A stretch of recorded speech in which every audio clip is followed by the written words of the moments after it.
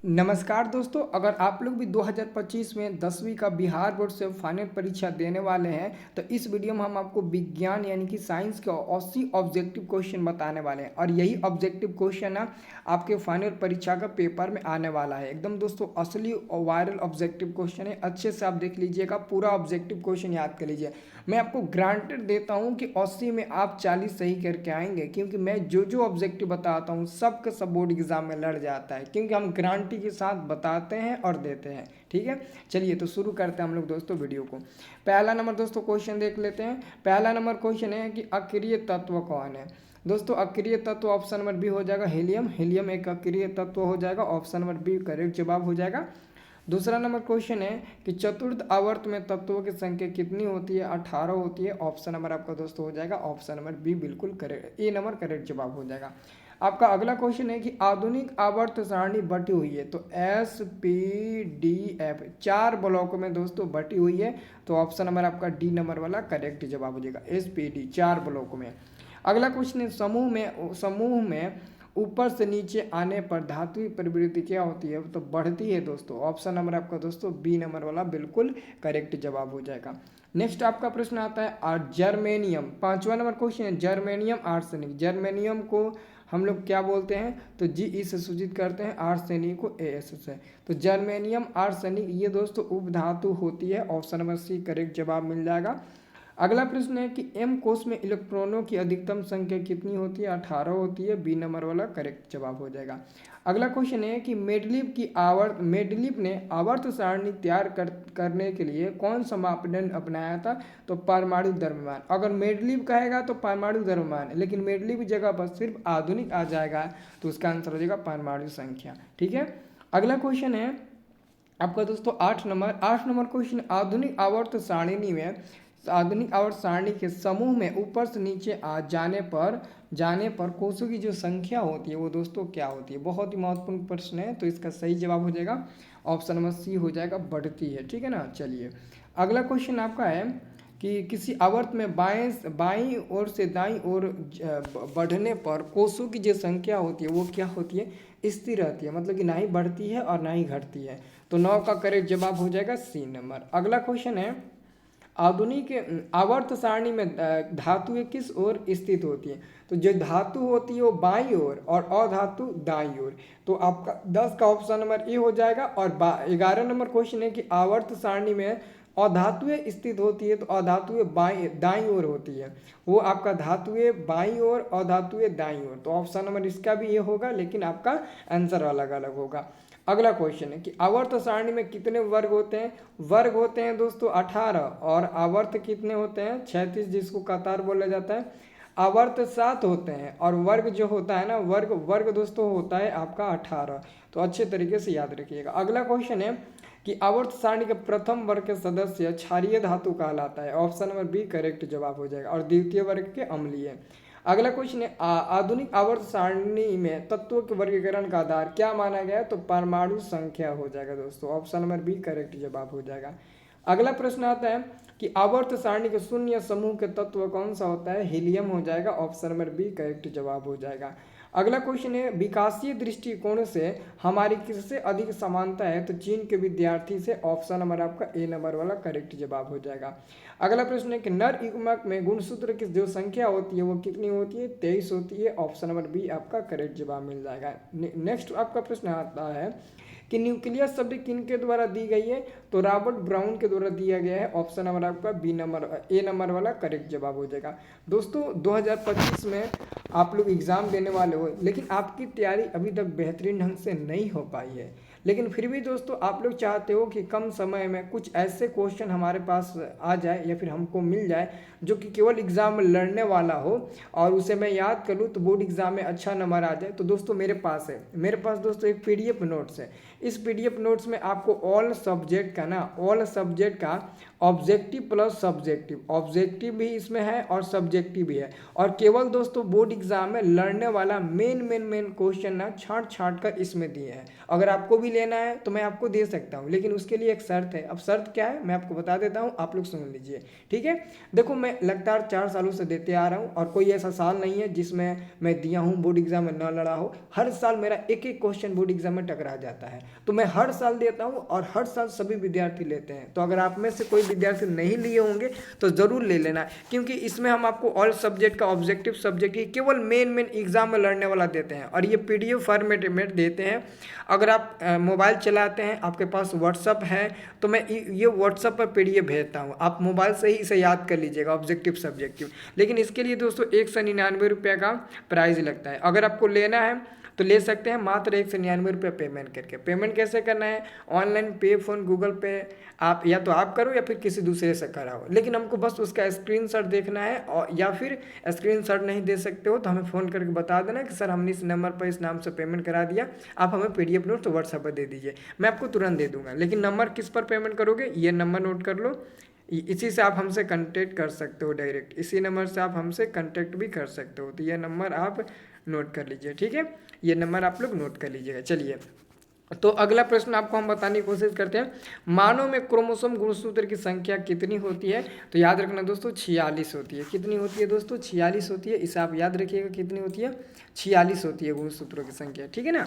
अगला प्रश्न आपका आता है, अगला प्रश्न ध्यान से देखिएगा 20 नंबर कि जनन कोशिका में गुणसूत्र की प्रकृतियाँ होती है, तो आपका आंसर मिल जाएगा ऑप्शन नंबर 1 हो जाएगा, ए होती है, मतलब कि 1 होती है, ऑप्शन नंबर ए हो जाएगा। अगला प्रश्न है कि जब नर युग्मक 23 गुणसूत्र के साथ 23 गुणसूत्र वाले मादा युग्मक को संलग्न करता है तो उत्पन्न युग्मज में गुणसूत्र की संख्या कितनी होती है? तो 46 हो जाएगा। 46 ये थी, 46 ये, दोनों को जोड़ दो तो आप 23 जोड़ोगे तो 46 है ना मिलेगा जी। अगला क्वेश्चन है, मानव में लिंग गुणसूत्र। देखो यहाँ पर मानव का नाम लिया है, मानव मतलब कि इसमें स्त्री और पुरुष दोनों हो जाएंगे, तो स्त्री में XX, पुरुष में XY होता है, तो इसका मतलब कि दोनों आंसर होगा, क्योंकि मानव का नाम लिया है तो दोनों हो जाएगा। अगला क्वेश्चन, हीलियम परमाणु के बाह्यतम कक्षा में कितने इलेक्ट्रॉन होते हैं? 2 ही होते हैं, क्योंकि हीलियम H ही, और इसका इलेक्ट्रॉनिक विन्यास बनाओगे तो 1s2 ही मिलेगा ना। अगला क्वेश्चन है, अल्कोहल में कौन सा तत्व उपस्थित नहीं होता है? देखिए अल्कोहल जैसे कि C2H5OH, ये हमारा इथाइल अल्कोहल हो गया, तो इसमें हाइड्रोजन है, कार्बन है, ऑक्सीजन है, तो हाइड्रोजन, ऑक्सीजन, कार्बन है, लेकिन इसमें नाइट्रोजन नहीं है, तो नाइट्रोजन आपका जो तत्व होता है ना वो उपस्थित नहीं होता है। तो करेक्ट जवाब आपका क्या हो जाएगा? 24 का आपका बिल्कुल करेक्ट जवाब हो जाएगा, ऑप्शन नंबर C वाला, ठीक है।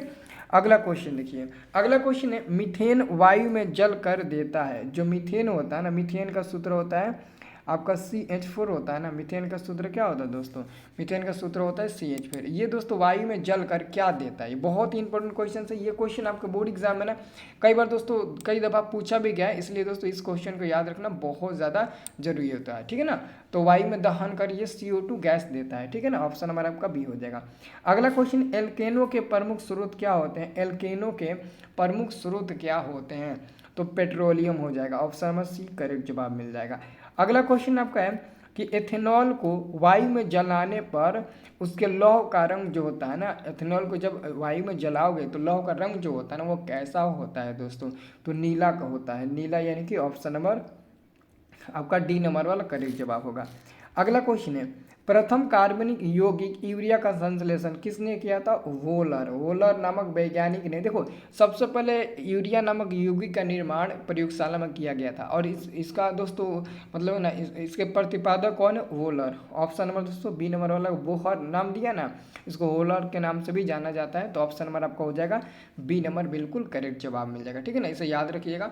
नहीं, सही है, बोहर दिया है ना, बोहर, इसका आंसर होगा ओलर। वही तो मैं भी सोच रहा था, ऑप्शन में नहीं दिया है। देखो मैं नाम लिख देता हूँ, याद रखिएगा, क्या नाम है? ओलर, ठीक है ना। ओलर ने किया था, बट नाम नहीं दिया है, हमको लगा कि वही दिया है B नंबर में, बट इसका आंसर होगा D नंबर, इनमें से कोई नहीं। और व्यक्ति का मैंने नाम बता दिया, ओलर। इसी व्यक्ति ने ना सबसे पहले प्रयोगशाला में यूरिया का मतलब ना आविष्कार किया था, यौगिक का। अगला क्वेश्चन है, कैल्शियम कार्बोहाइड्रेट जल के साथ अभिक्रिया कर देता है दोस्तों, इथाइन देता है। कैल्शियम कार्बोहाइड्रेट ना, कैल्शियम कार्बोहाइड्रेट इथाइन देता है ना, इथाइन। यानी कि आपका आंसर मिल जाएगा डी नंबर, कैल्शियम कार्बाइड। ये गलत है दोस्तों, कार्बोहाइड्रेट नहीं होना चाहिए, कार्बोहाइड्रेट कार्बाइड होना चाहिए, वहाँ पर कार्बाइड होगा, इसको थोड़ा सा सुधार लीजिएगा बाबू, कार्बाइड होगा, कार्बाइड। याद रखें, कैल्शियम कार्बाइड जल से अभिक्रिया कर इथाइन देता है। ओके, चलिए अगला क्वेश्चन है कि निम्न में हाइड्रोकार्बन कौन है जिसमें आपका कार्बन और हाइड्रोजन होगा ना, वही हाइड्रोकार्बन होगा। तो ऑप्शन नंबर बी वाला हो जाएगा, क्योंकि बी नंबर में ना कार्बन और हाइड्रोजन दोनों है। देखो हाइड्रोकार्बन का फार्मूला मतलब कि परिभाषा ही होता है कि मुख्य रूप से उसमें कार्बन और हाइड्रोजन मौजूद होना चाहिए। तो देखो, किसी में हाइड्रोजन और ऑक्सीजन है, तो किसी में कार्बन ऑक्सीजन है, तो किसी में नाइट्रोजन हाइड्रोजन और ऑक्सीजन है, लेकिन दोनों एक साथ हाइड्रोजन कार्बन सिर्फ ऑप्शन नंबर बी में ही है। तो आपका ऑप्शन नंबर बी हो जाएगा। और ये जो आपका लिखा गया ना C6H12O6, ये दोस्तों ग्लूकोज का रासायनिक सूत्र भी होता है। किसका होता है? ये आपका ग्लूकोज का, ठीक है ना, याद रखना। ये दोस्तों आपका ग्लूकोज, ये ग्लूकोज का रासायनिक सूत्र भी होता है, आप लोग याद कर सकते हो, बोर्ड एग्जाम में आता भी है। अगला क्वेश्चन है CHO अभिक्रियाशील मूलक को क्या कहते हैं? एल्डिहाइड कहते हैं, ऑप्शन नंबर ए हो जाएगा। नेक्स्ट प्रश्न आपका है कि COOH अभिक्रियाशील मूलक को क्या कहते हैं? तो अम्ल कहते हैं, ऑप्शन नंबर आपका 32 का सी नंबर हो जाएगा। नेक्स्ट प्रश्न है कि CHO अभिक्रियाशील मूलक को क्या कहते हैं? तो एल्डिहाइड, ऑप्शन नंबर आपका सी नंबर हो जाएगा। 2 बार प्रश्न रिपीट हो गया बाबू। चलिए अगला क्वेश्चन देखिए कि एथेनॉल को सांद्र H2SO4 के साथ गर्म करने पर कौन सी गैस दोस्तों बाहर निकलती है? ये भी क्वेश्चन बहुत ज़्यादा इंपॉर्टेंट है, कौन सी गैस बाहर निकलती है, ठीक है ना। तो CH4C2H दिया है, तो आपका दोस्तों, एक मिनट दोस्तों, इसका थोड़ा सा इसको छोटा कर लेते हैं ना, तब आपको पूरा फुल दिखाई देगा, ठीक है। अब आपको ये पूरा फुल दिखाई देगा, ठीक है। ये आपका 2022 में दोस्तों ये क्वेश्चन आप लोगों से पूछा गया था, ये क्वेश्चन 2022 में आप लोगों से पूछा गया था। कब? 2022 में ये क्वेश्चन आप लोगों से पूछा गया था, ठीक है ना। ऑप्शन नंबर आपका ये सी नंबर, बी नंबर में होगा, बी नंबर वाला होगा, C2H आपका 2 हो जाएगा, ये वाला बिल्कुल करेक्ट जवाब होगा। ये दोस्तों ऑलरेडी पूछा भी गया है आप लोगों से। अगला क्वेश्चन है, निम्नलिखित में कार्बनिक यौगिक में कौन सा एल्काइन निम्नलिखित कार्बनिक यौगिक में कौन यौगिक एल्काइन है? एल्काइन, इथीन, मीथेन तो नहीं होगा, एसिटिलीन और क्लोरोफॉर्म दोस्तों आपका दिया है, ठीक है ना। तो इसका बिल्कुल करेक्ट जवाब क्या? सी नंबर वाला, ठीक है, सी नंबर वाला याद रखिएगा। अगला क्वेश्चन है, सी नंबर में क्या दिया है? एसिटिलीन। अगला क्वेश्चन है कि ऑक्सीजन का परमाणु भार मतलब कि परमाणु द्रव्यमान। तो देखिए आपका ना ज़्यादातर तत्व का ना परमाणु संख्या दुगुना होता है परमाणु भार। तो परमाणु संख्या दोस्तों ऑक्सीजन का होता है 8, तो इसका दुगुना हो जाएगा 16। तो इसका करेक्ट जवाब मिल जाएगा आपका सी नंबर 16। बुझा हुआ चूना दोस्तों, बुझा हुआ चूना कौन सा होता है? तो बुझा हुआ चूना CaOH, ऑप्शन नंबर ए वाला करेक्ट जवाब मिल जाएगा। अगला क्वेश्चन, इथाइल अल्कोहल का यूपीएक नाम क्या होता है? एथेनॉल, ऑप्शन नंबर आपका बी नंबर वाला करेक्ट जवाब मिल जाएगा। अगला क्वेश्चन आपका है कि निम्नलिखित में कौन सा संयोजी यौगिक होता है? मीथेन हो जाएगा, ऑप्शन नंबर ए वाला करेक्ट जवाब मिल जाएगा। अगला प्रश्न आपका है कि निम्नलिखित में से किस हाइड्रोकार्बन में 3 आबंध होते हैं? तो ऑप्शन नंबर डी में जो दिया ना C2H, तो इसी में 3 आबंध बनेगा। बाकी देखो कैसे 3 आबंध बनता है, देख लो। 2 कार्बन है और हाइड्रोजन का है, हाइड्रोजन दोस्तों आपके पास मात्र 2 है, तो यहाँ पर 1 2 ट्रिपल बॉन्ड बनेगा, तब जाकर ये 4 गो से और ये 4 गो से दोस्तों संतुष्ट होगा। इसलिए दोस्तों इसका आंसर होगा आपका डी नंबर वाला। अगला प्रश्न आपका है कि ब्यूटेनॉल एक कार्बनिक यौगिक है जिसका प्रक्रियात्मक जो समूह होता है वो क्या होता है? ब्यूटेनॉन। तो आपका दोस्तों जो बिल्कुल कर ब्यूटेनॉन है ना, तो 3 आबंध ब्यूटेनॉन, तो इसमें आपका हो जाएगा 2।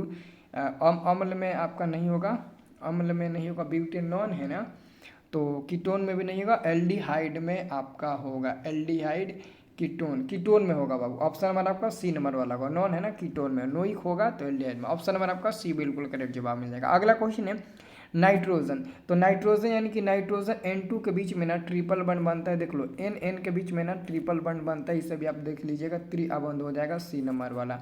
अगला क्वेश्चन आपका है एल्कीन का सामान्य सूत्र, तो एल्कीन का सामान्य सूत्र हो जाएगा ऑप्शन नंबर बी वाला CnH2n हो जाएगा। इथाइल अल्कोहल का सूत्र तो C2H5OH होता है, ऑप्शन नंबर बी वाला करेक्ट जवाब मिल जाएगा। नेक्स्ट आपका प्रश्न आता है चीनी का रासायनिक सूत्र। दोस्तों चीनी का रासायनिक सूत्र C12H22O11 होता है, सी नंबर वाला करेक्ट जवाब मिल जाएगा। अगला क्वेश्चन है CnH2n+2 निम्न में किसका सामान्य सूत्र होता है? तो एल्केन का सी नंबर वाला करेक्ट जवाब मिल जाएगा। अब अगला क्वेश्चन है ग्लूकोज का रासायनिक सूत्र। ग्लूकोज का रासायनिक सूत्र C6H12O6 होता है, बी नंबर वाला करेक्ट जवाब मिल जाएगा। अगला आपका प्रश्न आता है, देखिए ध्यान से। अगला प्रश्न आपका आ जाएगा दोस्तों, अगला प्रश्न कि कार्बोनिल ग्रुप प्रतिकारक कौन है? ऑप्शन नंबर ए नहीं होगा, सी नहीं होगा, सी तो अम्ल हो जाएगा, ए एल्डिहाइड हो जाएगा, डी नंबर वाला ईथर हो जाएगा, तो ऑप्शन नंबर आपका बी नंबर बचा है। अगला क्वेश्चन, हीरा और ग्रेफाइट कार्बन के क्या होते हैं? तो अपरूप होते हैं। कार्बन के 3 अपरूप होते हैं, हीरा, ग्रेफाइट, फ्लोरीन। अगला क्वेश्चन, मेथोनिक अम्ल का सामान्य नाम। दोस्तों मेथोनिक अम्ल का सामान्य नाम होता है फॉर्मिक अम्ल। ऑप्शन नंबर आपका ए नंबर वाला करेक्ट जवाब हो जाएगा। दोस्तों 25 ही क्वेश्चन बता पाया क्योंकि मेरा मोबाइल बहुत ही कम चार्ज है, अभी बंद ही होने वाला है, इसलिए दोस्तों मैं आपको इतना कंप्लीट करा देता हूँ। बाकी दोस्तों आपको नेक्स्ट वीडियो में आपको बता दूंगा, टेंशन मत लीजिए। मैं जो जो बताऊंगा वही एग्जाम में आएगा, बस अच्छे से आप याद करते रहिए एक एक क्वेश्चन को, ठीक है ना जी।